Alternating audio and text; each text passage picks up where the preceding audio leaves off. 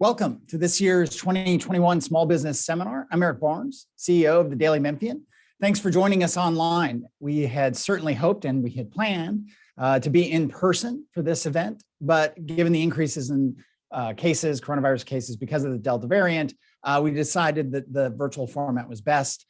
Big side note there, please get vaccinated so we can do more going forward in person and all get back to some semblance of normalcy. Nonetheless, we have three great speakers today to talk about small business, starting a small business, working with small businesses, all of those issues and more. I'll run through their names real quick and then we'll get presentations from all of them. Anthony Young is from Epicenter, which works with entrepreneurs to start and expand their businesses. Nashawn Branch is a small business specialist for the Tennessee Small Business Development Center. And last but not least, Joanne Massey is Director of Business Diversity and Compliance for the City of Memphis. Again, each of them will do a quick kind of 10-minute-ish presentation, PowerPoint. I'll do a couple questions with them between each of those presentations, and then there'll be a full conversation with all three guests at the end. You can ask questions or basically send me a question to forward to them.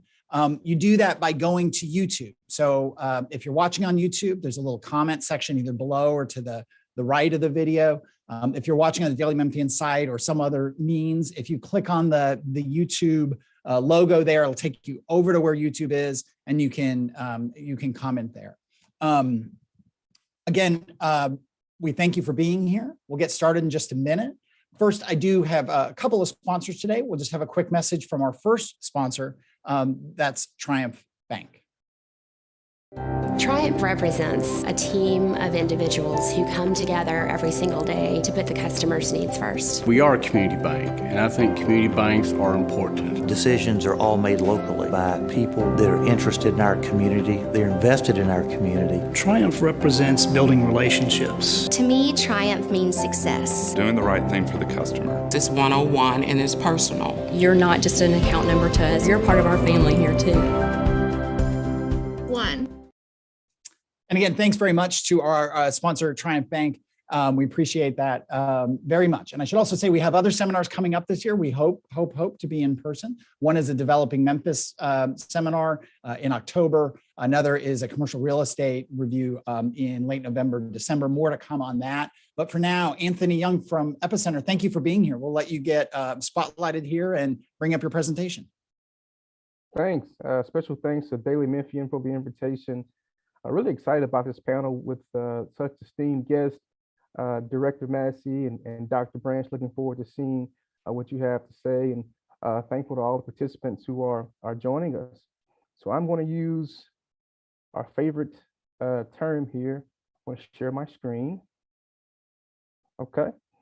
And so as Eric mentioned, I'm Anthony Young, Director of Capital Programs with Epicenter Memphis. Epicenter is the hub of the entrepreneurial movement here in the Memphis area. I guess in a nutshell, what that means is we connect entrepreneurs and small business owners to resources.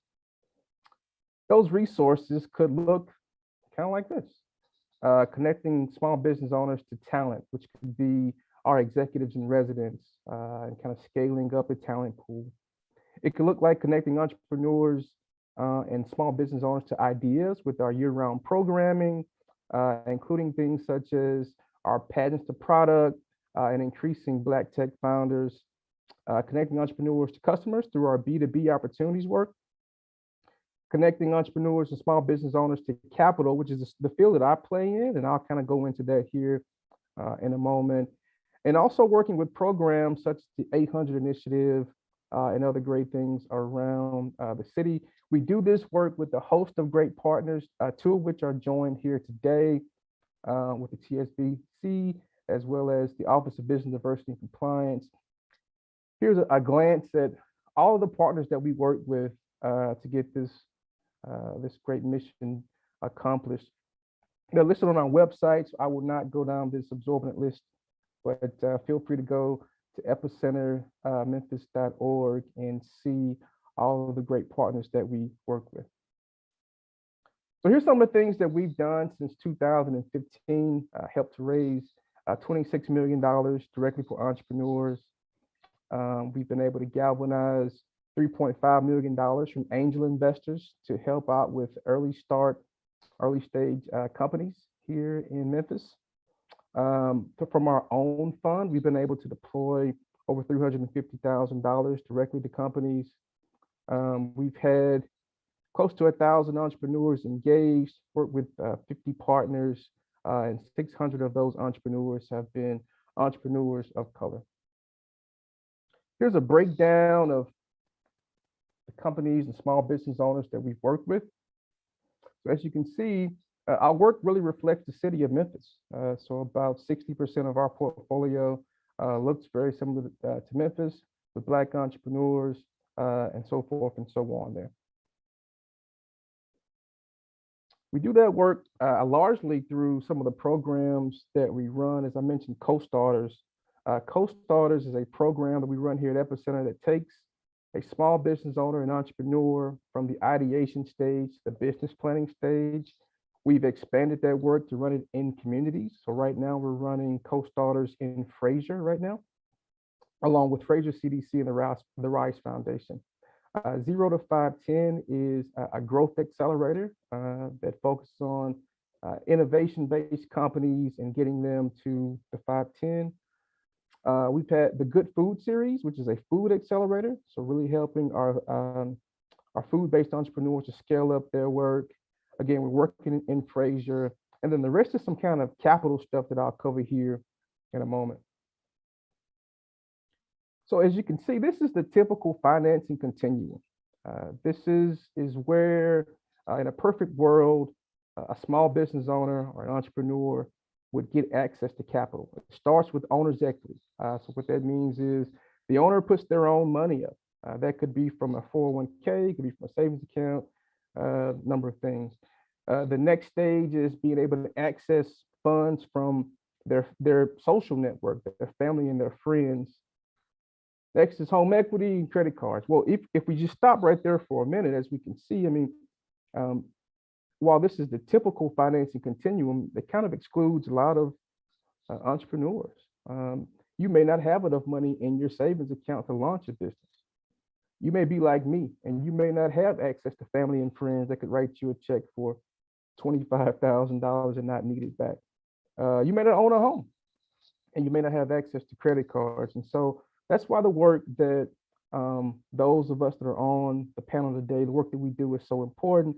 That's why the work of so many organizations around the city is so important, because we build interventions to kind of integrate capital along this continuum where an entrepreneur may be disadvantaged.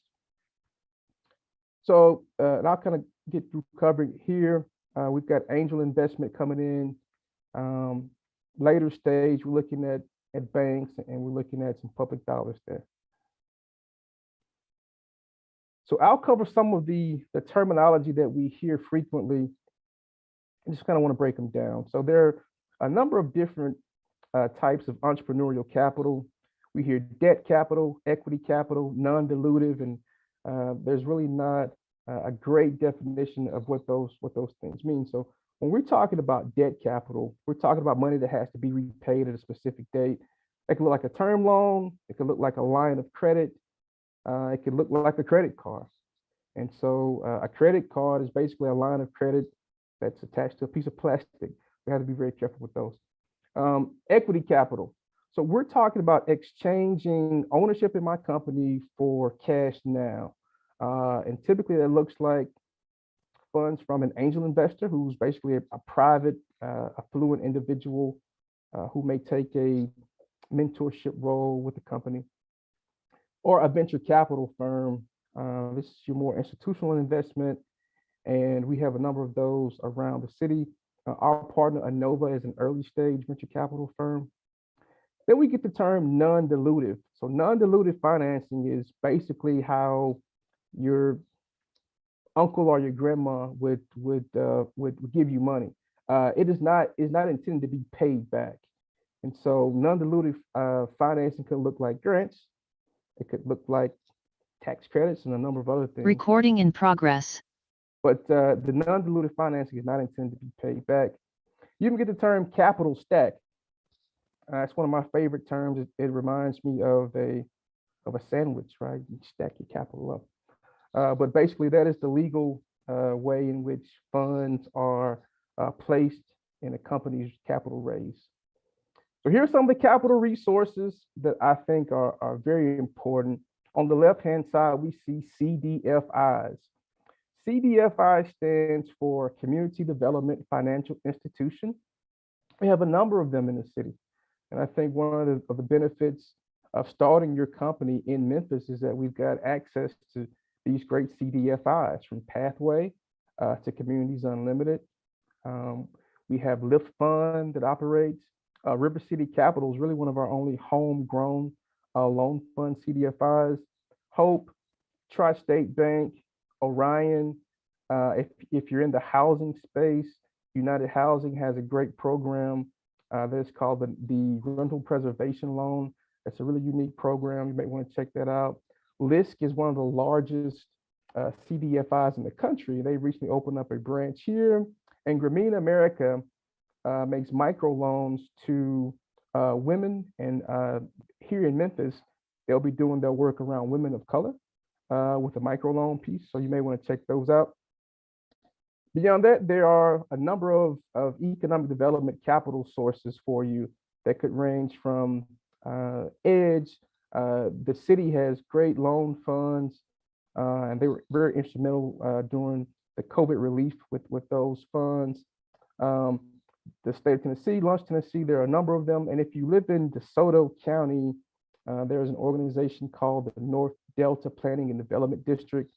There's their website there. So when you're getting prepared for capital, there are a couple of documents you're going to need. So one, you're going to have to fill out whatever intake form or whatever application is available. If you're a startup, we don't have historical data to pull from. So those projections are going to be key and paramount. So we'll definitely need a profit loss statement projection, balance sheet projection. We're going to need to look at what you think your revenue is going to look like from now over the next 36 months. Your business plan is going to be key here. Again, if you're a startup, we don't have historical performance to kind of gauge where you are. And so I would include a resume that talks about your expertise in the space and have a detailed budget of what you're going to use the funds for. If you're already an established business, we're going to ask for some tax returns. We may ask for a year-to-date profit loss statement. And we may ask for certain things like personal financial statement, a description of collateral, things of that nature. So again, just want to kind of cover what we do at Epicenter, what capital is available, who has access to that capital, and what you'll likely need to be approved for it. Here's my contact information here. Again, I'm Anthony Young, Director of Capital Programs with Epicenter Memphis, and I would be honored to help you start, grow, or scale your company. So I'm going to stop sharing here and turn it back over to Eric. Thank you, Anthony. And I assume much of that information is on epicentermemphis.org. It is. You can find it on our website. Yeah, because I mean, there's a huge amount of really valuable information there. A couple of quick questions before we go on to the next speaker. One is there, I don't know how to ask this, so I'll ask it kind of awkwardly. Is there a shortage, in your world of not enough capital or not enough entrepreneurs? Or is there the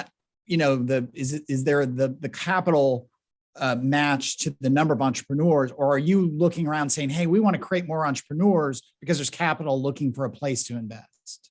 Yeah, I think it's a really great question. What I'd say is there are not enough capital channels for the entrepreneurs that we have. As I mentioned, we primarily see debt capital, equity capital, but there's not enough variance in capital options and capital choices for the entrepreneurs that we have. If you look at an initiative started by the city, the 800 initiative, and we were able to find, 800 minority-owned firms that have an employee beyond the owner. And so the key is to making sure that we provide interventions and meet the entrepreneurs and small business owners where they are and provide capital types to fit that. Recently, we partnered with Pathway Lending to create the Memphis Flex Fund, which is a really unique kind of impact loan that is available. So to answer your question, I think there aren't enough capital types to fit the entrepreneurs that we have. I've got more questions for you, but we'll wait for those to the end, Anthony. So thank you very much. We're going to get ready for our next speaker. While we do that, I will one more sponsor message. This one from RJ Young. Hello, I'm Lauren Kale, RJ Young's Regional Vice President in Memphis, and thank you so much for letting us be a part of your small business seminar. Whether it's copiers and printers, managed IT services, smart security devices, or digital communications, RJ Young has you covered. We're your one-stop for technology solutions that power your business. And with our process-first approach, we'll ensure that these technological assets are customized for your small business and will work together for optimal gains and cost savings. So check us out at rjyoung.com. Again, thanks so much to RJ Young, our sponsor, as well as Triumph Bank is another sponsor today. Our second speaker is Joanne Massey. She's Director of Business Diversity and Compliance for the City of Memphis. She's got her presentation shared already. Again, if you're joining us late, a couple of things. If you want to ask questions, go over to YouTube. And there's a comment kind of chat section, and you can put questions in there. If you're watching on the website or some other, it's out on social right now and so on, you can just click on the YouTube logo, and that'll take you over to YouTube where the video is playing live, and you can ask questions there. If you missed any of this, it'll be available on the Daily Memphian site, on YouTube. I'll figure out some 20 minutes or so after we end today. But let me bring in Joanne Massey. Right. Thank you so much, Eric. And thank you to your organization, the Daily Memphian, for having the City of Memphis here. I'll just echo my colleague, Anthony Young from the Epicenter. This is definitely an esteemed panel of folks that I work with on a regular basis who are not only committed to supporting small businesses, but passionate about the work that we do. So we really care. So just jumping in to the presentation. As Eric said, I'm Joanne Massey. I'm the Director for the Office of Business Diversity and Compliance under Mayor Jim Strickland's administration. Our office, which was created in 2016, and this is a lot of writing here, I'm not going to ask you all to read, but the gist of it is that our office is composed of two distinct units with 4 components focused on contract compliance. So we help you get the contract, we help you get the money. Certification, we offer free certification through our office, which I'll talk a little bit more about. And then business services and business development. My colleague, Dr. Branch, will come on a little bit later, Nashawn Branch, and he'll talk about the services that TSBDC provides. But through our office, we also share space with TSBDC and other partners to offer business consultations, developments, training, and so forth. And so before I jump into all of that, it's been a hard year. It's been a hard year and a half, not just for individuals in our community, but especially our business owners. And the City of Memphis has really been kind of on the front lines with our businesses, trying to help really mitigate the damage that this pandemic has done to businesses. And so the census data that just came out, Anthony referenced the 800 initiative. Those numbers, where it was about 787 businesses that had less than 5 employees, that number has now increased to about 1,000. But that's still not enough, because particularly with Black businesses, we're talking about 40,000 Black businesses in Shelby County, but only 1,000 of them have more than 5 employees. So that challenge continues. It was one before the pandemic, but really the pandemic amplified it. Workforce fulfillment. Everybody's heard about it, constantly talking about how do our businesses, not just small, but large businesses, how do they fulfill their workforce needs? But when you think about a business, and especially our restaurant industry, we hear from them all the time about how hard it is for them to find people to work. The transition to the digital first world. A lot of our small businesses they didn't have websites. They weren't on social media. They didn't, utilize the Amazon fulfillment options, Spotify, those kinds of things. Shopify. They didn't do those things. And so that's been a real challenge that we've identified in businesses. Anthony's already went over the inadequate capital and cash flow issues. But another issue that a lot of people don't think about with businesses, especially small businesses and historically disadvantaged businesses, is the professional networks. They're not part of the country clubs and maybe not the churches that other business owners may attend. And so they are somehow a little bit alienated in the business world. And so those access to professional networks, particularly delegating tasks, continues to be an issue for those business owners. So you may have a business owner that's a sole proprietor, or he may have one or two employees. Who's doing all the work? Who's doing the marketing? Who's doing the books? That kind of thing. And so that's really important. And then the last thing that's really important, and I really want this to stick with our listeners, because some of the things that I'm going to talk about, what Anthony has already talked about with Epicenter and what Nashawn will talk about with TSBDC, is a solution. And that's insufficient supporting environments and resources. There are resources there, but they're useless if you don't take advantage of them. And so I mentioned about the city's primary focus in ensuring that businesses that are minority or woman-owned or small businesses are able to participate in city contracting. The city of Memphis, the budget is about $600 to $700 million a year. What we found is out of that budget, of course, a lot of it is personnel, first responders and so forth. But out of that budget, our spending is a little bit over $100 million a year. And that's just from the city's budget. What's really important is that everyone knows that this office, Office of Business Diversity and Compliance, as we are chartered by City Council and authorized by the Mayor's Office, we have monitoring oversight for quasi-governmental agencies like MLG&W, MATA, DMC, Downtown Memphis Commission, EDGE, Economic Development Growth Engine. They all track and report their MWBE spending to our office. So we know what projects are coming up, and we're able to help connect you to those projects. So where Epicenter is helping to connect you to the resources and information, the City of Memphis Office of Business Diversity and Compliance is connecting you to the opportunities. And so far in this last few years, we've done well. The numbers have increased every year. So beginning of the mayor's administration, we were at 12.67%. And as of June 30th of 2021, for that fiscal year 21, we're at 23.94%. So we've doubled those numbers.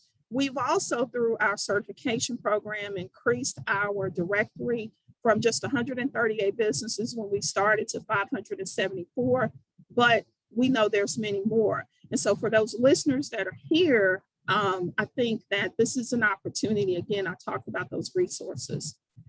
I mentioned the Entrepreneurs Network Center, where TSBDC has a satellite office and where we're located. You see some pictures here of that center. We have state-of-the-art technology, places for business owners to be able to do business and meet with clients and be able to be socially distanced. And the reason why, Eric, this is so important is because especially in this time when people have converted from working from home, where the pandemic has limited people being in their offices, and even where business owners who couldn't, continue to afford to pay rent for office space, this space is available there. So we're welcoming everyone to kind of come in, but it's not just space. I mentioned our partners, TSBDC, we have the Black Business Association there, Operation Hope, Region Smart, Blight Authority of Memphis, and the Memphis Area Contractors Association, MAMCA. All of them are located there. We have business assistance. You can see our hours there, everything from access to capital, the microloan programs, contractors assistance programs, business development and one-on-one consultations, market analysis and research, thanks to our partners with TSBDC. Of course, I mentioned our business development seminars and training, financial management assistance, and an entire resource library, even a blueprint room. All of it's located right there at the corner of Dr. MLK and Danny Thomas. And so Anthony mentioned the 800 initiative, and I'll talk a little bit more in detail about that and kind of make sure I'm minding my time. But we do operate under legal authority, not just from our local government, but from the federal government. And so we have programs that are supplier diversity programs nationally recognized, the Equal Business Opportunity Program and the Small Business Enterprise Program. Propel, which is basically like the seed for the 800 initiative, is our diverse business accelerator, sub to prime program, contract compliance training, and so forth. And then, of course, there's funds.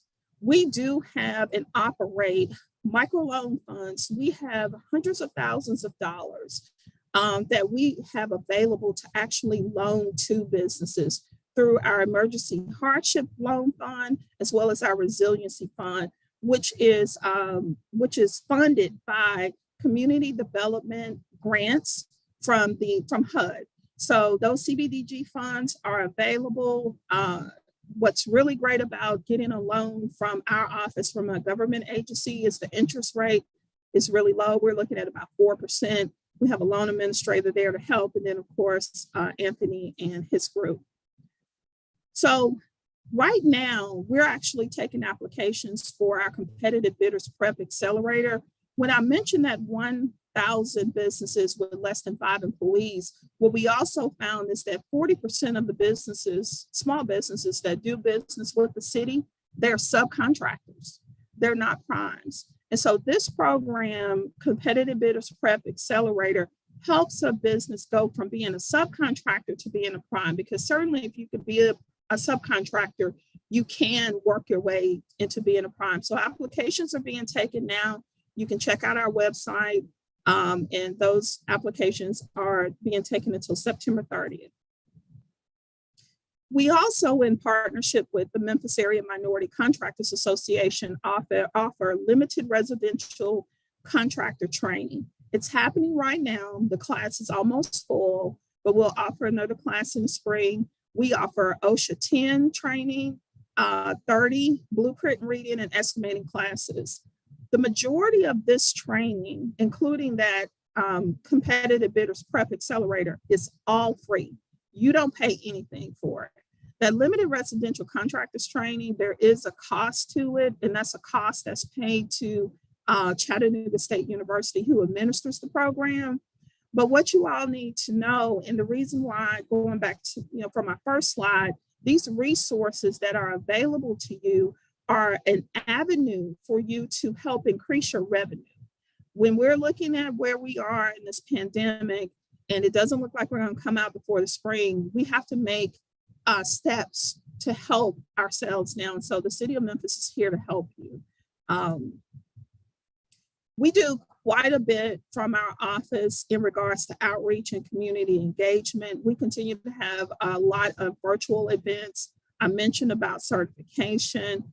We partner with Shelby County Schools for that, and we are about collaboration too.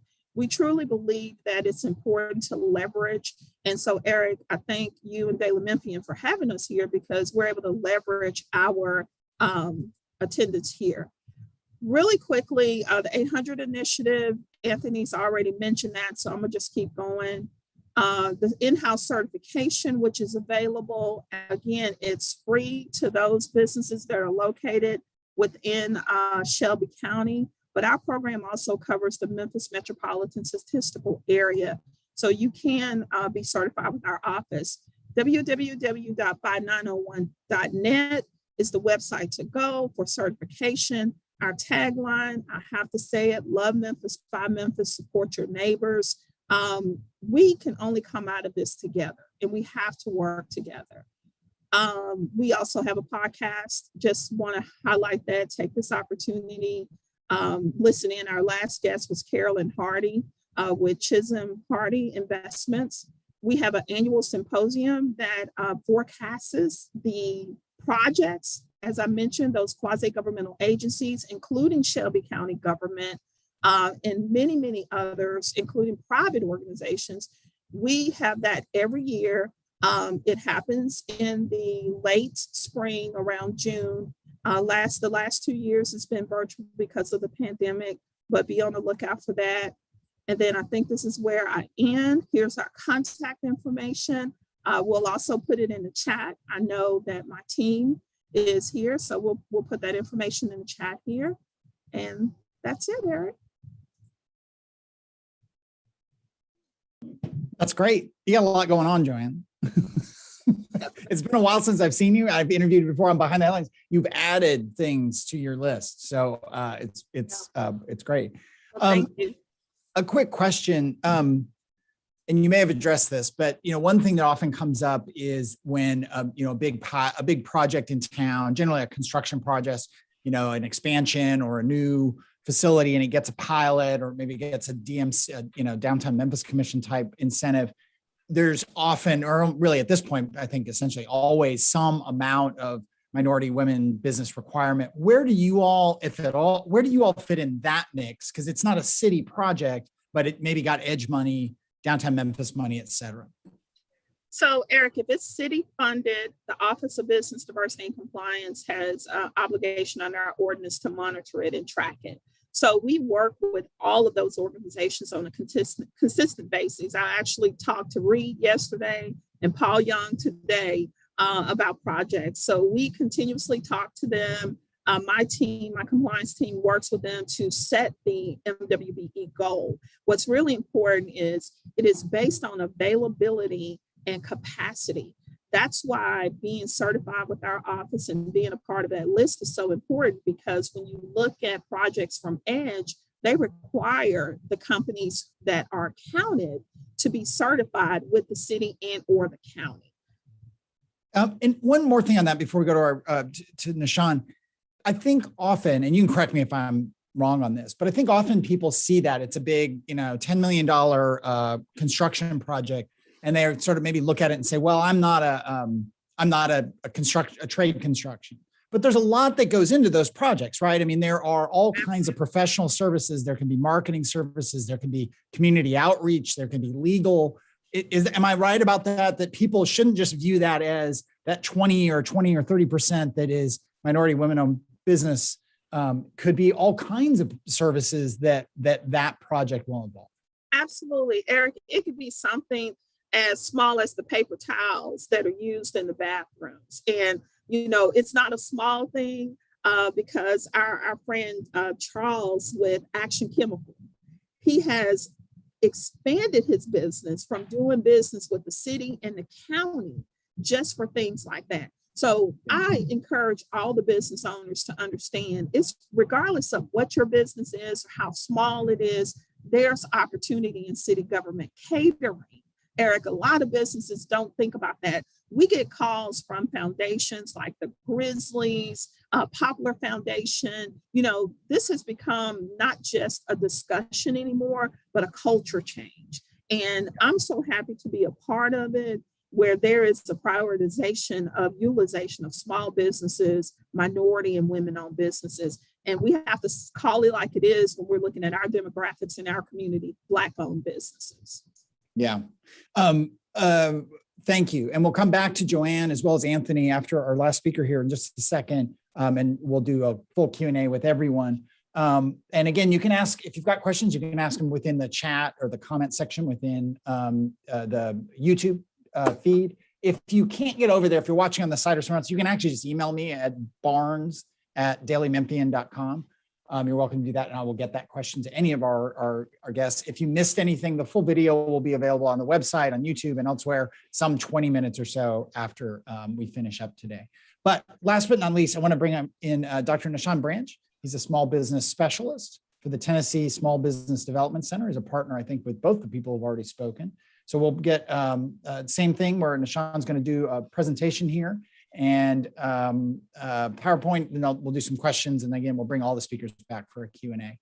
So here we go. And I will get out of the way. Doctor, thanks for being here.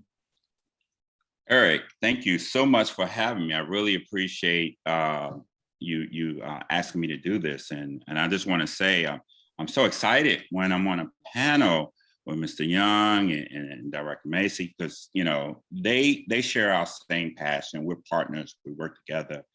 And it just seems like it's an incredible team. And as I'm sitting here and I'm listening to them, I'm learning things. So I hope your viewers get a great deal of knowledge from them.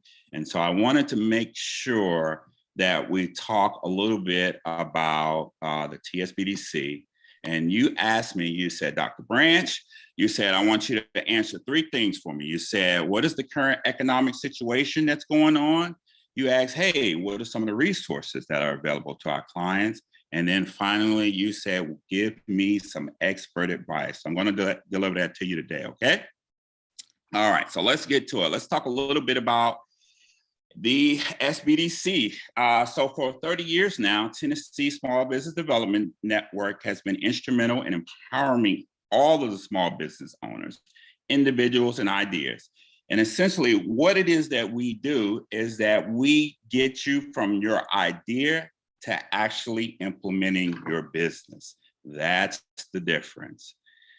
And so I wanted to just talk a little bit about how we do it and what we do. So currently, we're doing phone consultations, we're doing online trainings. As Director Massey said, we have 2 locations, one in Southwest Tennessee Community College and the other one in Entrepreneur Network Center. We also do international advising. This is very essential, and I'm going to come back to that point in just a minute. We do expert referrals as well as virtual advisors. So I just want to make sure that we understand all that we do in today's current market and how that is important during COVID-19.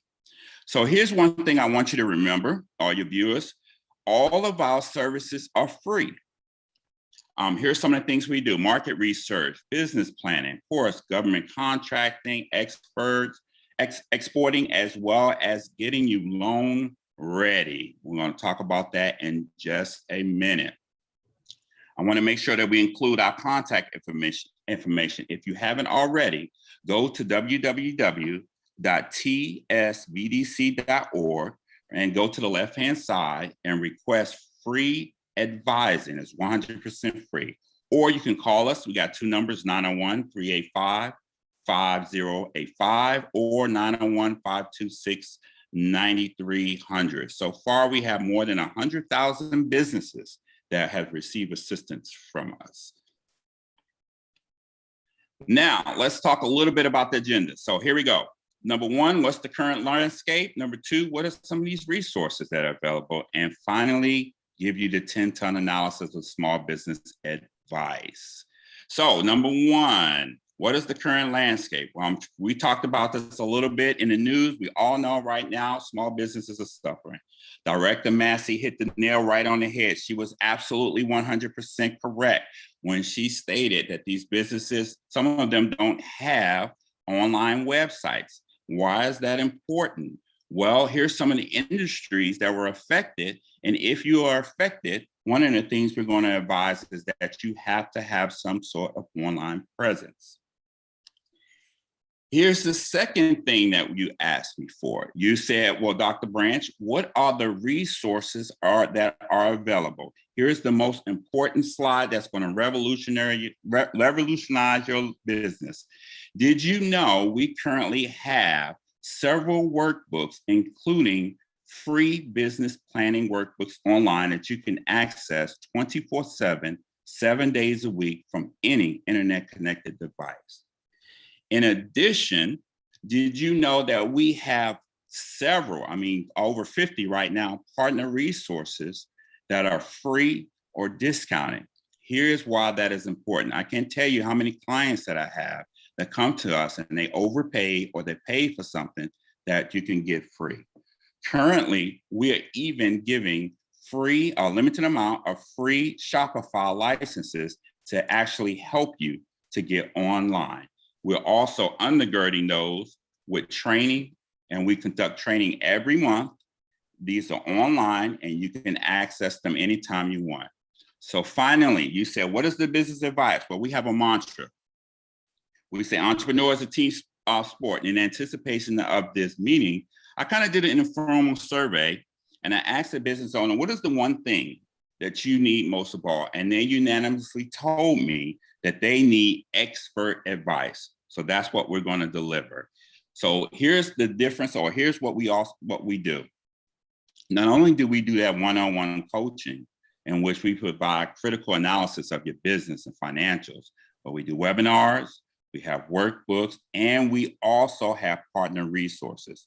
So some of our partner resources in our initiative during COVID-19 is that we contracted with lawyers, accountants, bankers, so that we can work together as a team to help develop your business. So Eric, I just want to thank you again for listening to my presentation, and I'll turn it back over to you. Thank you very much. I really appreciate it. What has been for you, not so much as an organization, but just in the landscape of people starting small businesses or choosing not to start small businesses, the biggest impact that COVID has had this last year and a half? Again, I understand the distancing. I understand you probably had to go more virtual and all that, but just were people's mindsets more inclined to try to start their own business, less, or about the same? I think what we're seeing right now, especially in the economic landscape, is there's a resurgence of small business ownership and entrepreneurship. So we've been getting a lot, especially millennials, that have been asking us about Amazon stores, about how do they create secondary income for themselves or alternative different revenues streams for them. So we're happy to help them. So that's the big trend. Not only do we have the COVID-19 that exists, but they're asking us, how do we start a second business online in this current landscape? And for you, the same question I asked Anthony about, the number of entrepreneurs and the availability of some sort of funding, whether that's investment or just loans, small business loans, anything. Is there a mismatch there? I think the answer to the question is that we have to identify what phase of the business that they are. So let me clarify. So when someone first comes, they may have an idea. They're just at the idea phase. What we do is we actually get them what's called loan ready. And what we do is we work with current partners. And once we're able to get them to that point where they actually start a business, we've been very successful at getting them capital. Let me bring everybody in here. Joanne Massey from the city, and Anthony, get you all back in. For you, Anthony, as well, and if I should say this, you can ask questions if you use the comment section on YouTube. You just click on, if you're watching on our site or somewhere else, you just click on the YouTube icon. That'll take you over to YouTube. You'll see a chat window over there, and I'll get those questions to our guest today. And also, if you missed anything, we'll have the full video on the site, probably 20 minutes after we finish. But Anthony, for you, biggest COVID impacts, again, beyond the distancing and the virtualness and all that kind of stuff. I mean, did it, you hear stories, and Sean alluded to it, of people sort of using this time that no one wanted to have happen, but using it to reassess their life and maybe go in a new direction. And did you see people doing that? I did. I saw it in a couple of areas. One, I think entrepreneurship in its purest form is identifying a problem and then providing a solution or a service or a product to meet that problem. And so we saw a number of businesses being created to solve problems that the pandemic created. Beyond that, we saw existing businesses really, I know it's been an overused term, but pivot. An example of that is a company that we've worked with, City Tasting Tours, gave food tours around the city of Memphis. And so the pandemic hit and they are unable to give tours because a lot of the restaurants are either closed down or have limited hours. And so what they did was they pivoted to doing city tasting boxes. And it's really taken off. They've been featured on, I think, Forbes, Black Enterprise, Fox. They've gone to local food entrepreneurs to get seasonings from Chef Tam, to get coffee from Coffee Black, to get popcorn from Pop's Kernel. They put it in the box, and you can now buy the taste of Memphis from City Tasting Box. And so we've seen examples of entrepreneurs who are solving problems, creating solutions for the problems that they see caused by COVID. And we're seeing examples of entrepreneurs who are really pivoting and creating a different business channel for their company. And you mentioned one thing in your presentation, again, Anthony's from Epicenter, that you also work with hiring and talent. I mean, that has been a big challenge. Obviously the restaurants and certain industries like that are the sort of front line of that. But I think a lot of industries have had trouble hiring, throughout the country, as people have just used this time to shift their career, maybe whether it was to start a business or go into a different profession. What all do you do in terms of talent and hiring and helping entrepreneurs that way? Yeah, so when we speak of talent, we really speak of expertise. And so what we're talking about is we have what we call experts in residence, or entrepreneurs in residence, executives in residence, that can provide subject matter expertise, whether it be around marketing, or whether it be around web design, whether it be around bookkeeping, things of that nature. That's kind of what we mean in terms of talent. And I'll say really anecdotally, I think, and I'm sure Dr. Branch can speak to it, I think we're seeing kind of the gig economy, hustle economy, under the table economy kind of take off. And I think a lot of the traditional labor have found entrepreneurship as a way to generate, if not more, just as much income as they've been getting, working traditional jobs. And so I think to answer your question, we provide expertise, subject matter expertise, consultants of that nature. And I think kind of what you're speaking to is we're seeing a resurgence, or emergence rather, of this kind of gig under the table economy to make up for income. Yeah. Joanne, we had a question here that I think is obviously best suited for you. How long does it take to be certified as a minority or women-owned business? Yeah, so we have a great team. As I said, it's free.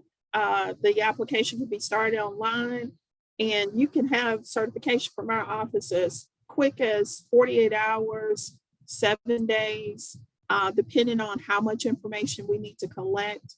It could be upwards to 10 days, but we don't see ourselves going more than 10, 15 days at the least, but we do a really quick turnaround usually with our certification. Well, what are the kinds of things that, I guess not everyone gets certified. I mean, what are the kinds of things you see that are solvable, but that result in someone not getting certified and you sort of send them back to the drawing board to do X, Y, or Z? Yeah, Eric, it's the same kinds of things that when business owners were trying to apply for the federal funds, the PPP, or any loan, that they really just didn't have their financials in order. They didn't have their documentation at hand, and they had to pull it out of a drawer, or go get it printed off or something like that. So if nothing else anyone takes from this, it's always have your business in order. Call TSBDC, call the ENC Epicenter, we can help you. But those are the main challenges. So if they don't get it in 7 days, it's usually because they are waiting on some other documentation, and or they have to generate that information for us. One thing, you mentioned this, but I do think it's worth emphasizing, because before you were in this position, and I guess before Mayor Strickland was in, there'd been a lot of complaints in the business community that the certification processes were unclear, but they were all over the place. You had to be certified one way for the city, another way for Shelby, maybe another way for MLGW. I mean, I don't know how much of that was that there was that much difference, but it was definitely a frustration for people. I mean, it was expressed a lot. Again, you all, at least I heard you say, and I apologize if you said all of them, you all can certify for how many different local government entities? We certify for all the quasi-governmental agencies. They all accept the City of Memphis certification. And I have to emphasize this because this isn't something the city sought out to do, but because of the work and partnership that we've been able to create, private organizations, private companies are seeking our certification. So I get calls from business owners all the time who say, I'm doing business with AutoZone and they want to see your office's certificate. So I want to get certified with your office. And we appreciate that because there's really two things there. One, we're trying to make it easy to do business. My background is in economic development, and the state of Tennessee is a state that is recognized as a business-friendly state. So when I came into this position, I knew that I wanted to make this office that same. But the second thing is that because we have the credibility of being a government agency and we are under, high legal scrutiny, if we say a business owner is who they say they are, you can best believe that they, passed the test. Now, I won't say that we're always right, and there may be some bad apples in there, but you can be sure that my compliance background I'm looking for. So yeah, well, I won't. It's not a behind the headline. We've talked before about the clients and people who kind of play with the rules and put one person forward as the owner, and it's there's that. But you feel like that's more the bad apples, not a frequent occurrence. Yeah, that's the bad apples. That's really not the common. We get the business owner that's one business, person, a sole proprietor who has been doing business for 10 years. Like Anthony and Sean said, it may be their side gig, and now they're really ready to get right into it and fully into it and help grow their revenue because of the opportunities they've seen. The one thing, Eric, that's really important, like I mentioned about those federal funds and resources, the city was able to let $5 million in grant funds through the CARES Act to businesses. And so we had our own, we have a lot of different stories, a tour possibility with Carolyn Michael Banks and her caravan tours. All of those things we've seen business owners really be able to do. But again, it's because business owners knew where to come.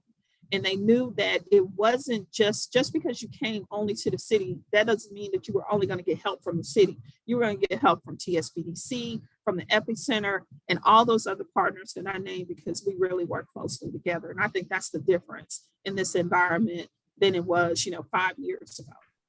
Yeah.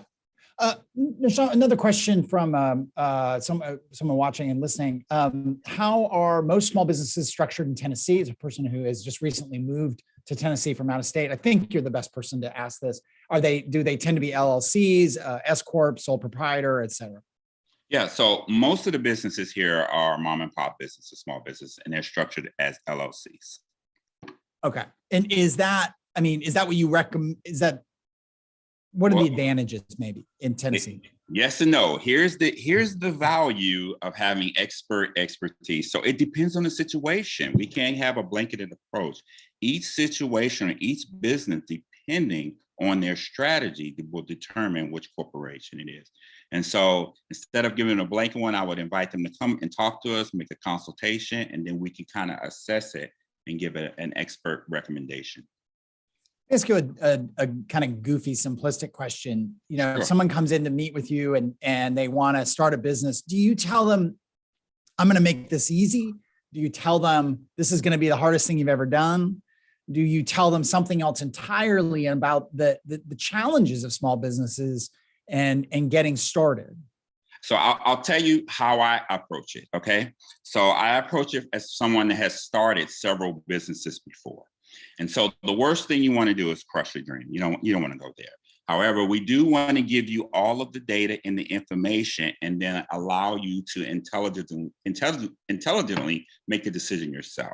So that's what we do. So no, we don't crush dreams. We welcome everybody. If you have an idea, we love to talk to you. We have tons of stuff to talk about and tons of resources to offer you so you can make the decision. Well, one more question back to Joanne. How important do you think minority certification is for sole proprietors? So, Eric, they say that if you don't play the lotto, you can't win the lotto. If you're not certified, you can't be included in the minority and women business goals that are set on the projects. At the end of the day, you may or may not get that opportunity, but the visibility of a public-facing government directory of small businesses that we help you market. So those are dollars that you don't have to pay to market your business. I don't think it can get any more important than that. Yeah. Anthony, a variation on what I asked Nishan about, people come to y'all, maybe go through an accelerator, maybe, they're looking for advice in some way, looking to raise capital. What's again, I ask it in this very simplistic way. What is y'all's message to people who want to start a business, who want to take this kind of risk? Is it, this is going to be fantastic, you're going to fulfill your dreams? Or is it, do you really almost try to vet them on the risks involved and whether this is the right thing for them to be doing? an interesting question. I think transparency is key. I think we've got to be honest. We've got to be transparent.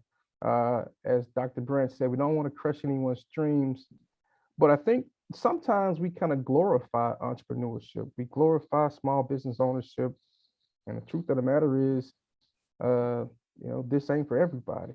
And I think we have to make sure that they understand. This isn't a 40-hour-a-week thing. You're not going to work 40 hours if you're an entrepreneur. You may not get paid for a while. And so it's important that if we're seeking capital, that you build in a business model that pays yourself first in many cases. We got to be able to talk about the strains, quite frankly, the entrepreneurship, the strains that you have on relationships. Your romantic relationships, your friendships. There's a strain that comes with that. And so we just want to make sure that we provided all information, that you've been informed so that you can make the best decision possible. Once we feel that you're committed to the process, then we'll open up the doors and open up the gates and try to provide you with whatever resource is available.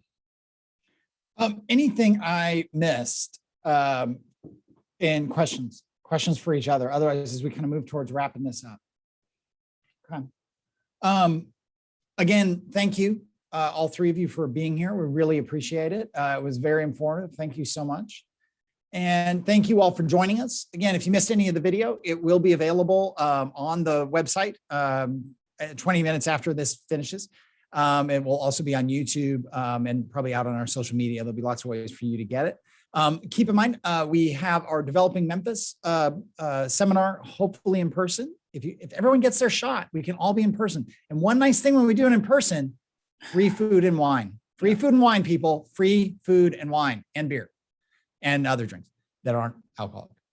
So please get your shot, and hopefully in October, be watching the Daily Memphian site for that Developing Memphis. We're going to spotlight 3 or 4 different projects around the city that are in areas in the city that are under kind of really cool new developments. And then in late November, December, we'll be doing our commercial real estate review and look at all the various sectors. More information coming on that. We also are hoping to do that in person. Thank you to Joanne Massey, to Dr. Nishan Branch, and to Anthony Young. All their information, if you search for Small Business Seminar on the site, you can learn a little bit more about each of them and then get to their websites. Thanks to our sponsors, Triumph Bank and RJ Young. And again, thank you all for joining us. We'll see you hopefully in person at Developing Memphis. Thank you so much for having us. Bye-bye.